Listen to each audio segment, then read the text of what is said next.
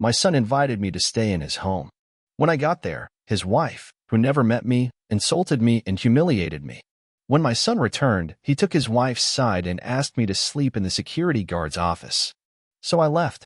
3 days later, he called me in tears begging. My name is Marcus Vale, and I build things.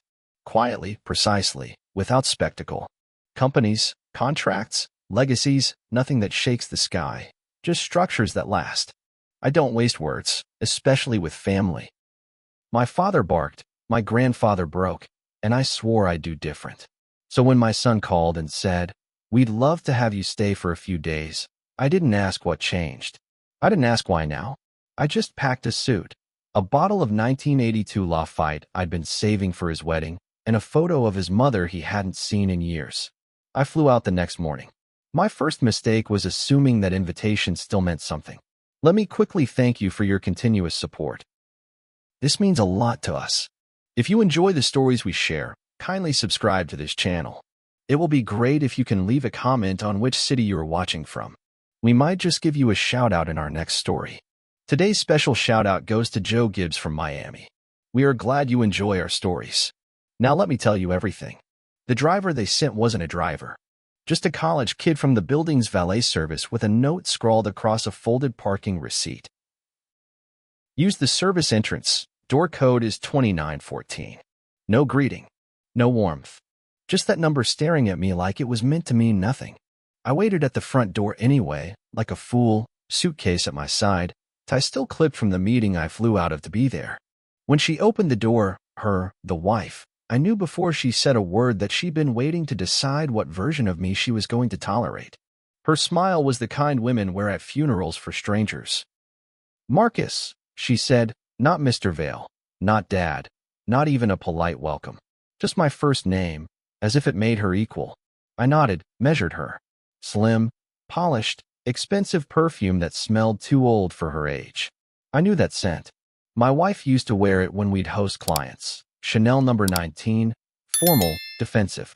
Julian told me you'd be coming. We just didn't know it would be so soon. I checked my watch even though I didn't need to. Noon, exactly when I said I'd arrive. I said nothing. She stepped aside but didn't clear the way. I had to turn slightly to pass, suitcase brushing her coat.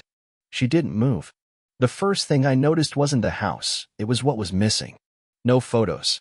No trace of Julian as a boy. Nothing framed. Nothing personal. Just curated taste. Gray couches, white marble, a glass table too sharp to sit around. The kind of place where nothing has ever been spilled. The kind of place that doesn't forgive a history. She offered me water like a hotel hostess and didn't ask how my flight was. Then she sat, legs crossed, hands folded in her lap like a news anchor about to deliver something unfortunate. "We've been adjusting," she began, as if marriage were a disease they were recovering from.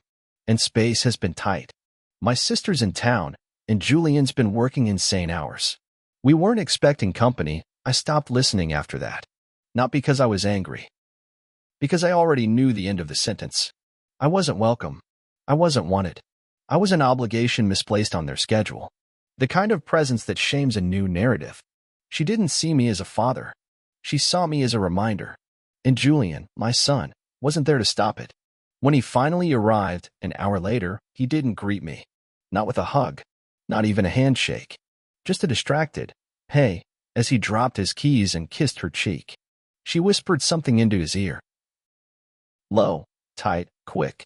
He looked at me with something between embarrassment and calculation. That was the moment. That 3-second pause where he weighed her discomfort against my dignity. Then he cleared his throat. "Dad, just for tonight. We're thinking maybe it'd be easier if you stayed in the guard's office. Just while we sort out the guest room." He said it like logistics. Like I was a mattress to be rearranged. The guard's office. A 6x8-foot glass box downstairs with a microwave, a security monitor, and a plastic chair that sticks to your skin when you shift. I said nothing. Not because I agreed. Not because I submitted. Because I needed to see how far they'd let it go. She smiled again, triumphant this time, like she'd won a silent war. I looked at Julian one more time. His eyes dropped. His hands slid behind her back, like ownership. Like defense. That told me everything I needed to know. I picked up my suitcase, still unopened, still holding the bottle, the photo, the shirt he'd forgotten I bought him for his graduation. I walked out without a word, and not a single one of them tried to stop me. I sat in the car for 10 minutes before I told the driver to take me to the airport. Didn't bother looking for a hotel. I watched the gates close behind me in the rearview mirror, steel latches clinking like a slow, final verdict. On the plane home, I didn't sleep. I didn't drink the scotch they offered, even though I wanted to. I replayed the words. Guard's office.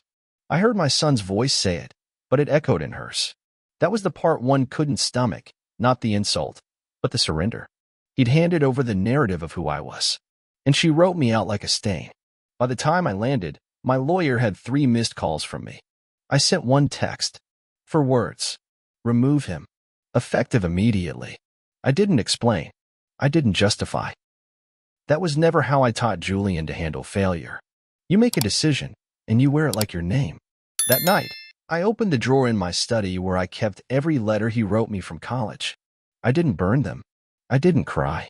I just closed the drawer and locked it for the first time in 20 years. Because some things, when betrayed, shouldn't be opened again. I didn't speak to anyone for 3 days. Not my assistant. Not the board. Not the chef who still prepares meals as if I ever bother to eat them. I didn't need to. The work kept running because I built it that way. Autonomous, relentless, quiet. Just like me. People think silence is absence. It isn't. It's wait. It's choosing not to be part of the noise anymore. When I landed that night, I didn't go home. I went to the office, sat in the dark on the leather couch outside the conference room, and listened to the hum of the building I built from nothing. I looked at my own reflection in the window and didn't recognize the man staring back. There was blood in the whites of my eyes from the flight. A crease between my eyebrows I don't remember earning. I saw the outline of my jaw and thought of my son's. He inherited my hands, my name, and, God help me, the same cold look when disappointed. I once told him that dignity wasn't in how you dressed, but how you carried the weight of being misjudged. I said it after his first fight in school, when he bloodied a boy for mocking his shoes. His mother would have said it softer. I didn't know how. The voicemail was waiting the next morning. Julian's voice, ragged, scared. Dad, I don't know what just happened. I think she misunderstood something. I wasn't trying to. The rest blurred together. Words like sorry and confused and please call me. He said he wanted to talk. He didn't ask how I was. He didn't ask why I left. He didn't even say come home. Just call me. As if I owed him the next move. As if my absence was a tantrum, not the start of a reckoning. I deleted it halfway through. Not out of anger. Out of knowing where it was going. I walked the perimeter of my estate that afternoon. Acres of manicured silence. The gardener waved. I nodded. I passed the greenhouse, still filled with my late wife's orchids, some blooming, some shriveled and fossilized in their pots. I hadn't stepped inside since the funeral. Julian never asked why I kept it. He always thought it was grief. It wasn't. It was memory with roots. I opened the door and stood in the thick air, staring at a withered purple bloom she once named after him. Valerian. Said it sounded strong, resilient, that it needed the sun to survive, but learned how to grow in shadows. That night, I took out the journal I used to keep when he was a child. I hadn't opened it in years. My handwriting was neater back then, less clipped. I read an entry from when he was 8. He'd come home crying because a teacher said he was too serious for his age. I wrote, he's not too serious. He just sees clearly. That will scare people later. I closed the journal without finishing the page. That boy disappeared somewhere between graduation and marriage. I don't know when. I don't know why I didn't see it happen. I didn't answer his next 2 calls. Or the third, which came at 3:17 a.m. He was crying in that one. Just my name, over and over. Dad, Dad, pick up, please. The last time I heard him cry like that, he was 13, and his mother had just died. I promised myself that night I'd never let anyone make him feel abandoned again. And now, decades later, here I was, letting him cry into silence. But this was different. This wasn't abandonment. This was accountability. And he'd never learn the difference if I softened now. I started gathering paperwork the next morning. Quietly, deliberately. Corporate restructuring. Board reassignment. Shareholder notifications. My lawyer asked if I was sure. I didn't answer. He'd seen that look before, when I shut down a $12 million division because its VP lied to me. When I walked away from a deal 5 years in the making because one clause violated a principle I wouldn't name out loud. I don't get loud. I get exact. Julian thought love meant exemption.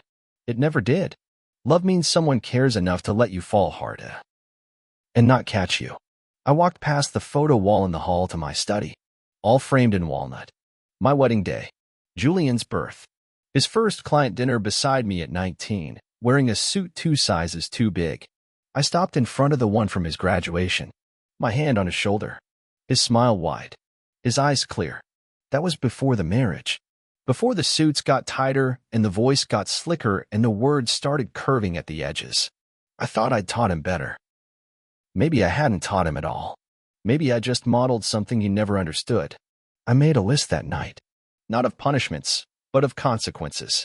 Julian would lose his board seat, his discretionary spending account, his name on the pending project in Singapore. I called 3 close colleagues, old friends who once toasted his future at my table, and said, if he comes to you, don't open a door. Not yet. They didn't ask why. They trusted my silence more than his apologies. One of them said, he needs to build something without your shadow this time. I didn't say it out loud, but the thought was already buried deep. Let him learn the cold. I did.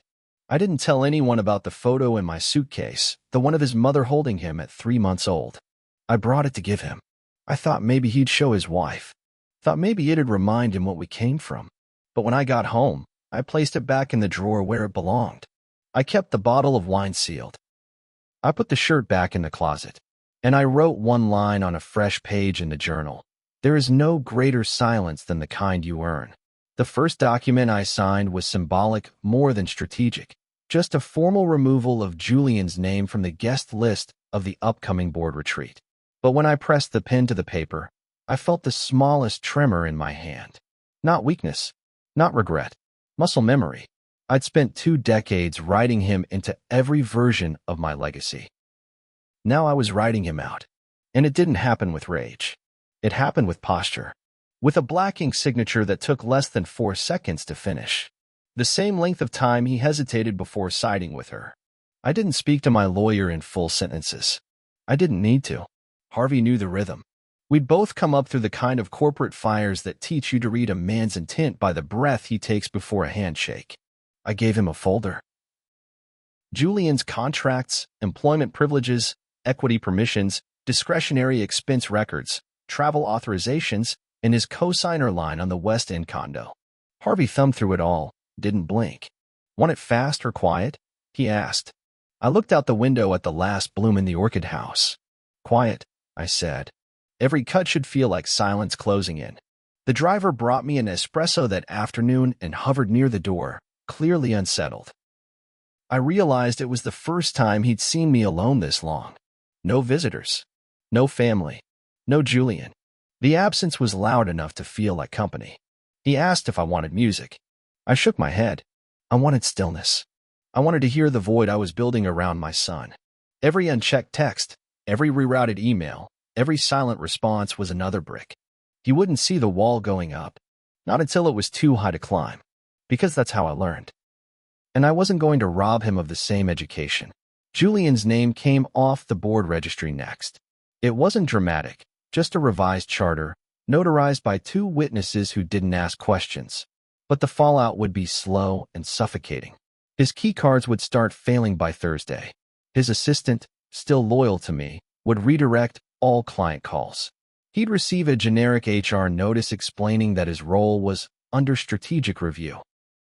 And most painfully, his company email would stop forwarding. I didn't do it to punish him. I did it because he needed to understand what structure really means. It's not power. It's trust. And once that cracks, there's no such thing as partial restoration. That night, I laid out 3 items on the dining table in front of me. The photo of his mother and him, aged in a leather frame. The graduation shirt, still folded, still crisp. And the unopened wine bottle. I lit a single candle. Not for sentiment. For control. 1 flame, 1 frame, 1 truth. Love doesn't mean permanence. It means presence. And presence, when insulted, must sometimes withdraw so completely that it teaches the absence. I poured a glass of water instead of wine. No toasts. No speeches. Just a man reminding himself that legacy isn't what you leave behind. It's what you refuse to pass forward. I made a second round of calls the next day. Old names. Men and women I'd gone to war with in the early years. Venture capitalists. Political donors. Executive recruiters who used to ask, "What's Julian up to?" I told each of them a version of the same thing. Don't blacklist him. Just don't endorse him. Let him find his own footing. No shortcuts. No second-hand respect. Most of them understood without further explanation. A few hesitated. One asked, "Is this personal?" I said, "No. It's paternal." And it was. This wasn't vengeance. This was correction. Precision. Like realignment after a fracture. I passed the orchid again on my morning walk. The last one, valerian, was starting to close. Fading not because it was neglected, but because it had completed its cycle. My wife used to say every bloom has a decision point. Fight to survive, or give its energy to the soil for the next one. I touched the stem gently, then let it go. Julian had been given every bloom I had. Every sacrifice, every decision, every Sunday morning I worked overtime, so he'd never feel what I did growing up. And he spent it in silence. Let a woman I'd never met suggest I sleep where the janitor eats lunch. There was a time when I would have argued, shouted, demanded apologies. But age doesn't cool fire, it concentrates it. I didn't want an apology. I wanted reflection. The kind that comes not from confrontation, but consequence. That's why I didn't reply when he finally sent the text on the fourth day. I didn't mean to hurt you. Please talk to me. Meaning is cheap. It's what you choose not to stop that tells the truth. He chose not to stop her.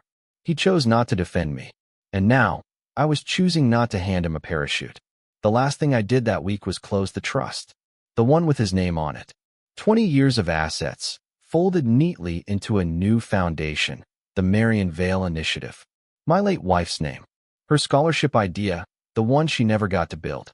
It would fund mentorship programs for first-generation founders. Young men and women who came from nothing, just like I did. Julian would hear about it in the press release, same as everyone else. And he'd see his name missing. Not erased, just absent. Like I had been, standing on his porch, hearing the door close behind me without so much as a glance.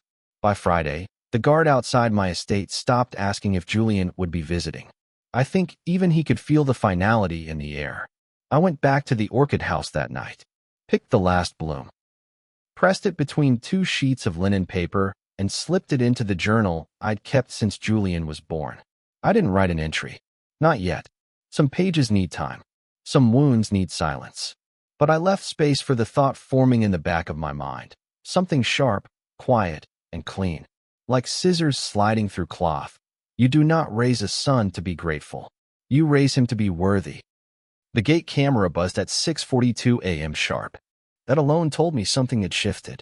Julian was never an early riser. He used to sleep through alarms, deadlines, even the sound of his mother's voice when she'd beg him to get up for school. But this time, he came when the world was still pale with mourning, wearing the same clothes from the day before, his hair unbrushed, his pride leaking through the seams. I didn't answer. Just watched the monitor in silence, coffee cooling beside me. As my son stood outside the estate his name had once opened without question. He knocked once, waited, then knocked again, softer this time, as if the sound might offend the air. I let him stand there for 23 minutes. Not out of cruelty, out of calibration, because timing teaches more than explanation ever could. Eventually, he sat on the front step, shoulders rounded forward, phone untouched in his hand. That told me more than any apology would have. He wasn't trying to negotiate. Not yet. He was just hoping proximity might substitute for presence. It wouldn't. I had unlearned that kind of indulgence the moment he chose silence over defense when I needed neither. When I finally opened the door, I didn't speak. Just stared at him, thinner than I remembered, paler too, like stress had stripped the polish off him. He stood, stiffly, like his bones had learned shame. "Dad." He started, then paused, as if unsure how to address someone who no longer stood where he left them. I didn't respond. Not verbally. Just moved aside, a single step, enough for him to enter if you chose. He did. Carefully. Slowly. Like a man entering a home that no longer remembers him. And in a way, it didn't. My silence had remodeled this place more than any architect ever could. He followed me to the study. The wine bottle was still on the table, unopened, just settling on the label now. I gestured to the chair across from me. He sat, looking at everything except my face. I didn't know she'd said those things, he said finally. His voice cracked near the end, as if the truth got caught in his throat. I didn't hear her. That was the story now. Selective deafness. I waited a moment before responding, just long enough for the weight of the room to fold around him. You heard me, I said. You watched me walk out and didn't follow. He looked up then. Eyes rimmed with red, like he hadn't slept in days. I thought it would blow over. I thought you'd call. That sentence told me more than anything else he could have confessed. He still believed the world would bend back toward him out of habit. That time would dull the insult. That I'd forgive like fathers do in movies and bad novels. You thought I'd call after you offered me the guard's office, I said flatly. Not even a hotel. Not a car. Just a concrete cell with a view of the staff parking lot. He flinched, and I felt nothing. There's a difference between hurting and realizing you've caused hurt. Julian was only now entering the second phase. It showed in his posture, his voice, the way he reached for his words like they were tools he'd forgotten how to use. I made a mistake, he said. She doesn't understand how we are. She doesn't know the history. I smiled, just slightly, because the irony tasted sharp in my mouth. She didn't need to know the history, Julian. You did. And you let her rewrite it. That landed like stone. He looked down, jaw locked. No comeback this time. Just breath. Just shame. He asked then, quietly, is it permanent? Meaning the fallout. The removal.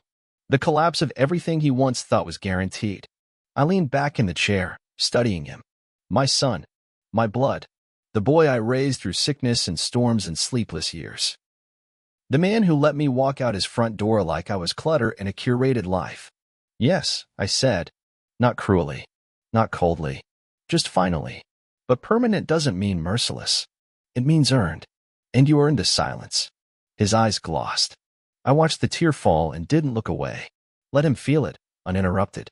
He tried to pivot then.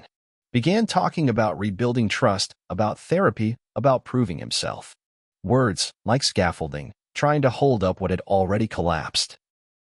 I stopped him with a raised hand. This isn't about fixing, I said. It's about remembering. I reached into the drawer beside me and pulled out the letter I'd written the night after I left his house. It wasn't long, just a paragraph. I slid it across the table. He didn't open it. Just stared. That's not a declaration, I said.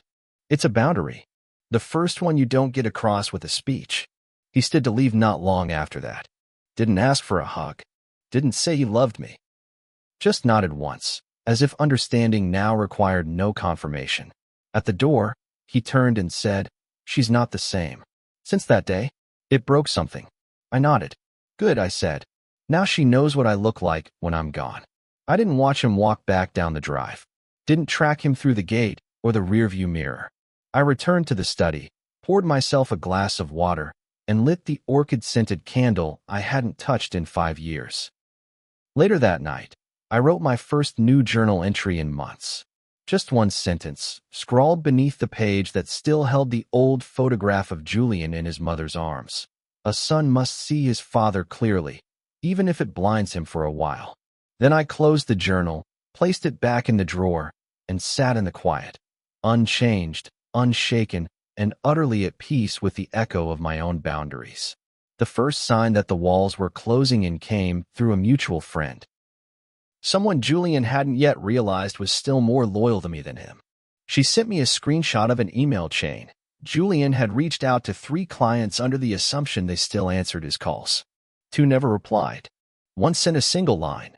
Please speak to your father before contacting us further. That was the moment the echo began. Not a bang. Not a scandal. Just silence taking shape in spaces he thought he owned. And that kind of silence spreads faster than fire. I didn't respond to the message. I didn't gloat. I didn't so much as shift my schedule. The company had been restructured cleanly, and his name was no longer linked to any internal communications. I'd made sure of that during the recalibration. But what Julian hadn't yet understood was that perception has a longer memory than policy. When a man like him suddenly disappears from boardrooms and retreats without a word, people don't ask questions out of curiosity. They ask them out of caution. And the more they ask, the more they realize he was always borrowing my shadow. The second sign came from his wife. A desperate email, dressed up as diplomacy. "Mr. Vale." It began, cold and formal, like we hadn't shared a table just a week before. "I feel there's been a misunderstanding that has escalated beyond anyone's intentions. Julian is suffering. He feels exiled. Perhaps there's space to reset the conversation." I stopped reading there. Not out of anger. Out of recognition. That email wasn't for me. It was for her. A woman grasping at control in a house that had begun to shrink around her. I forwarded it to my lawyer with the subject line, "No reply needed." I'd seen that spiral before. Not in my own marriage. God. No. Marion never played politics with grief.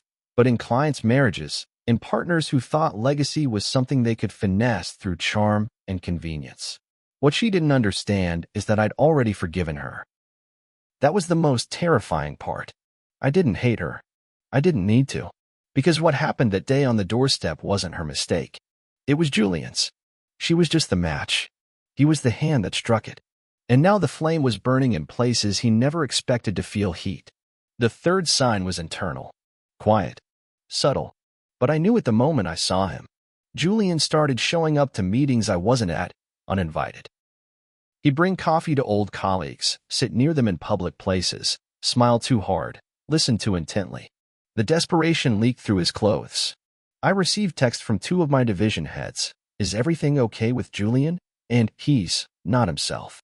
I replied only once, and only with 5 words. "He's finding himself." Let him. Because that's what this was. A finding. A reckoning.